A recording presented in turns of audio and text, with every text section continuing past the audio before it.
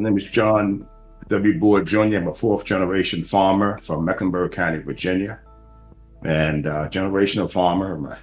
My daddy, John Boyd Sr., was a farmer. My grandfather, Thomas Boyd, was a farmer. His daddy was a farmer, Andrew Boyd, and his daddy was a slave, Alexander Boyd, right here on the same soil in Mecklenburg County, Virginia. So very long history of farmers in my family. And I have a long civil rights background, fighting for, in this case, Black farmers they lost millions of acres of land over the past, I would say, 100 years or so. We've lost a lot of land. And USDA was, I believe, at the core of that for a very, very long time, and challenged that system for about 4 decades to make it better, not just for Black farmers, but for all farmers. We're facing extinction today. And if we don't get some laws in place to help us protect the oldest occupation, good, bad, or indifferent, from slavery to sharecropping to John Boyd in 2024, if we don't put some laws in place to protect us, I won't be able to pass on generational wealth to my children.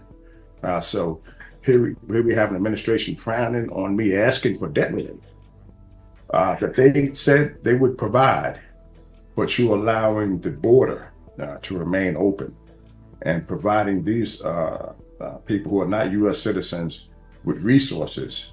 And you can't stop farm foreclosures for Black and other farmers here in the United States, Andrew. I think something is terribly wrong with that. But you can't stop farm foreclosures, but you let the border stay open and just say, hey, anybody come on in and they can get health care and they can get all of these benefits, but you won't help hardworking American farmers. I think something's terribly wrong with that.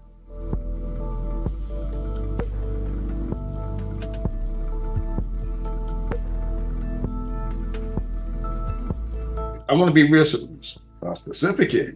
The resources went to help Ukraine farmers. But here, as I sit and talk to you as a U.S. citizen, everyone frowns up that I'm saying that they should do what the government promised, which was they committed to $5 billion. We didn't get it, but you have enormous amount of resources to help farmers in Ukraine, which aren't U.S. citizens. And Andrew, I don't care how you look at that, Republican, Democrat, Independent, man, that's bad politics. I think it's bad politics, and then you ask people to vote for you again when you haven't lived up to your commitments. Every time I look at the news, there's another commitment to help foreign countries. We probably helped Ukraine probably $100 billion or so, and we can't get debt relief for American citizens in this country. Every time I turn on the television, we're providing Israel and these other parts of the world billions of dollars in relief. In one instance, we even provided Ukraine farmers with financial relief. But everyone frowns when I say that they should live up to their commitment for debt relief for America's farmers and to stop farm foreclosures. So here we have people coming into the country with no recourse, with some trial date that may happen 3, 4, 5 years later, and wish that the immigrants show up for court. You're going along with that, but you can't stop farm foreclosures for America's farmers. So while all this is going on, now we're losing our land, we're losing our livelihood, and we're losing the oldest occupation in history for America, which is farming. And if we don't invest in America's farmers, we're going to lose our political clout around the world, because the only thing that we still do good, better than anybody else in the world, is produce corn, wheat, and soybeans. And when we don't invest in those farmers, we're hurting the America's reputation, national security, all of these food security. And instead, we're invested in foreign countries. And matter of fact, in America's adversaries, China and Russia, where we haven't put things in place to protect ourselves from.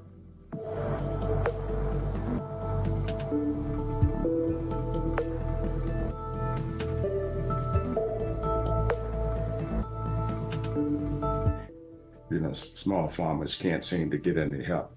And it's because we haven't had visibility, Andrew, in the past to talk about issues that are taking us off the farm. It's not that people don't want to farm. Our country has made it so difficult for farmers to farm. Like, for instance, we have beef cattle prices in this country. We're producing the lowest amount of beef in this country. 82 million cows and calves. We're down close to 3%. And we're producing 1 billion pounds less of America's beef than we did last year this time. And it's because we're not investing in America's farmers, and in this case, beef cattle farmers. And I know what I'm talking about. I've been producing beef for 41 years, and I just came from the livestock market, and they're empty stalls.